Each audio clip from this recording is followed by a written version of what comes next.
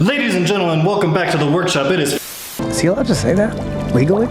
We interrupt this program to bring you a special announcement. Hey, you. Yeah, you. Do you live a life free of neck pain, able to swing your head to and fro, taking in the wonder of the world around you? Can your shoulders maintain a full range of motion for an extended period of time without residual discomfort? Do you find yourself getting up each morning with a spring in your step and an endless well of energy?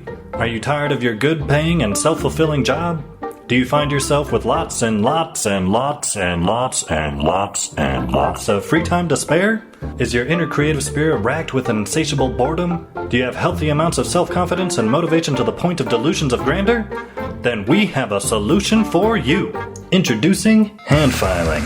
Thanks to hand filing, you'll never have to worry about any of these things ever again. Hand filing is uniquely crafted to break down muscle tissue in your neck and shoulders, reducing mobility and your visual scope to almost nothing.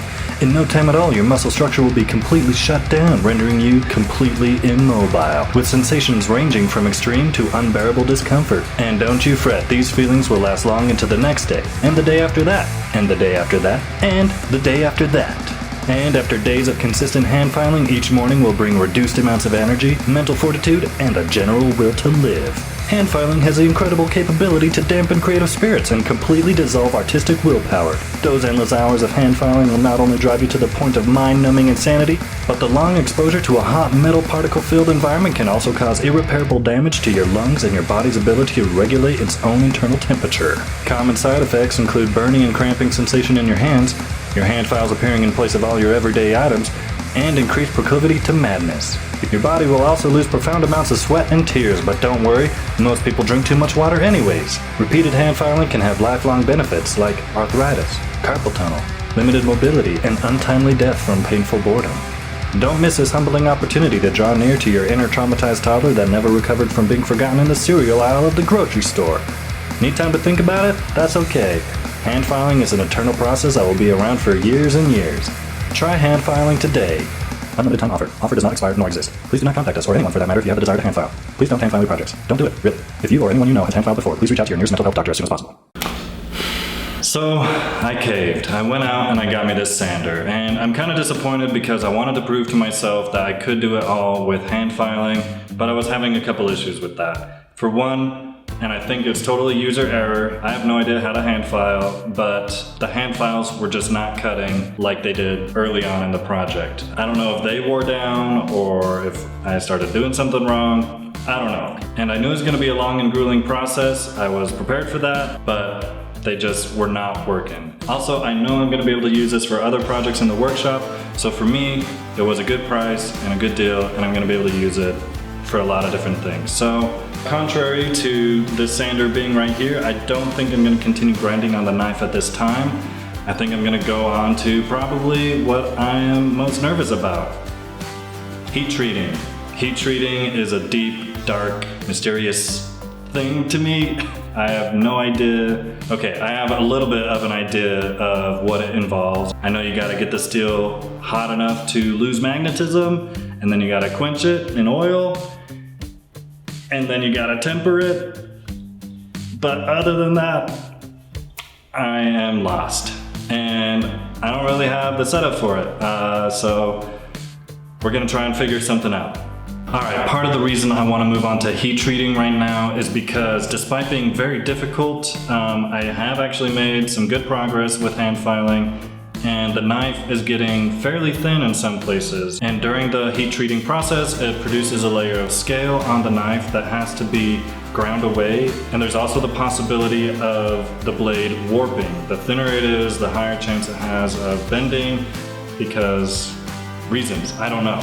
I've just seen it in videos. By doing the heat treat now, I'll have enough material to work with to be able to grind away the scale and give the knife its final shaping and figure after the heat treat, and then that way there's no chance of it warping after that and the scale will be removed. So on to heat treating. So this is the stuff I'm gonna try to use to basically make a makeshift forge or heat treating oven or whatever you want to call it. I'm gonna build it outside so that we have enough fresh air to not die. I don't know if there's a risk of dying, but there probably is. I mean, it's burning gas, so let's go outside.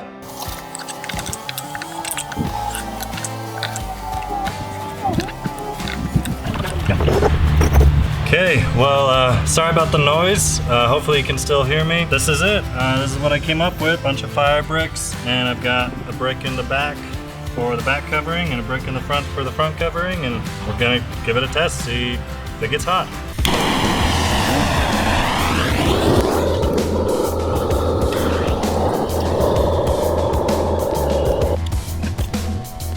Alright, so the flame just went out. Maybe there's not enough oxygen in there, so I'm gonna try it just fully open.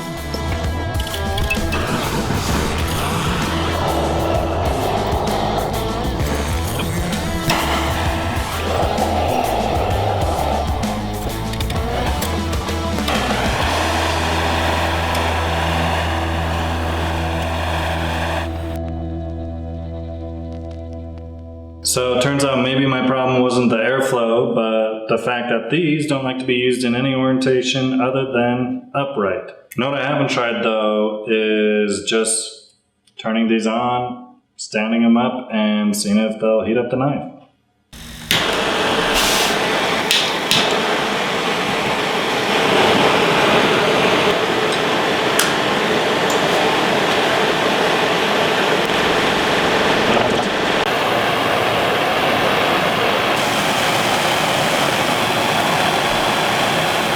Alright, so as expected, that didn't work.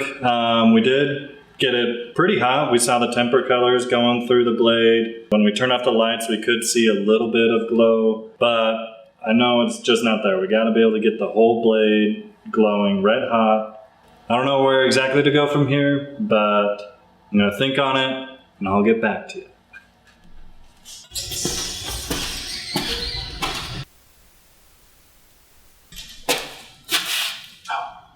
Sweet. Alright, so I think I figured out what I'm gonna do. My grandpa has an oxyacetylene torch, which burns a lot hotter. It's basically what people use to cut through metal. So it can melt metal, it can do a whole bunch of stuff. So I think I'm gonna go over there and pay him a visit. Alright, so we're here at my grandpa's and he's been kind enough to lend his time to help me out. So without further ado, let's light it up.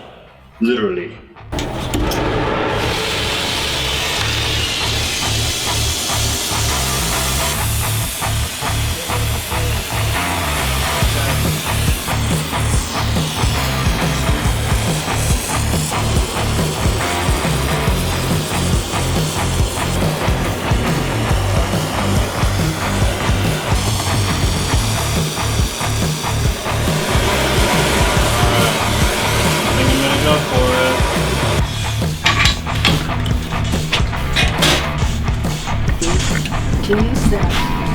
Well, I know that if it's fully hardened, then a file isn't supposed to cut it. But it is. Yeah, I don't really know what I'm doing, so... Alright, well, I guess we're gonna try again.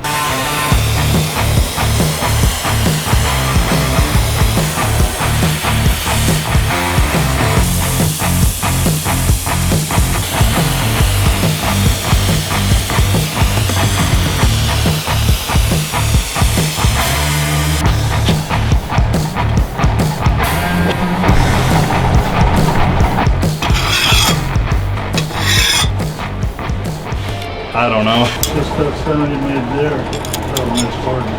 Yeah. Still warm, but I think that'll do it. There's a lot of scale on there that you can see, and according to my grandpa's more professional opinion than mine, according to the sound of the file, it is hardened. So we're gonna call that good. I think I'm gonna take it home and temper it in the oven because right now, if we were to drop this or anything, it would shatter like glass. All right, so we've got the knife in the oven at 400 degrees. We're gonna do 3 cycles of 1 hour each for the tempering. And since that's not very exciting to watch, I have a favor to ask instead. So I need your advice. Pretty soon, I'm gonna be making a handle, and I have all these different kinds of woods, and I am not sure which one to use. So we have walnut, which is a nice, deep, beautiful brown. Padauk, which is like this orange-red color. Coyote or coyote. I don't know, it's probably foreign, so I don't know how to pronounce it. Kumaru. This, I believe, is canary wood. It's got like beautiful rainbow effects. It can be all sorts of different kinds of colors. African mahogany. This is Jerusalem olive wood, which obviously, these are just samples. Some of these, it's all I have of the wood. Some of them, they're just samples and I have more of the wood in other places. But like for this, for example, I would have to glue up a bunch of pieces. Not a problem. We've got ebony, which is basically just dark black. Super cool, but not a lot of interesting things happening. We've got black and white ebony, which does have a lot of interesting things happening. Purple heart, which is purple and looks awesome right now, but I hear over time it will just fade to kind of not appealing gray. And then this one, which is in the sun, is called Wenge. I don't know if you can see it, but it's got like, it's really dark, and here it gets darker and richer over time, but it's got a very obvious grain pattern as well. But let me know what you think. Comment down below which your favorite handle material would be for the knife. Thanks, and we'll catch you guys in the next one.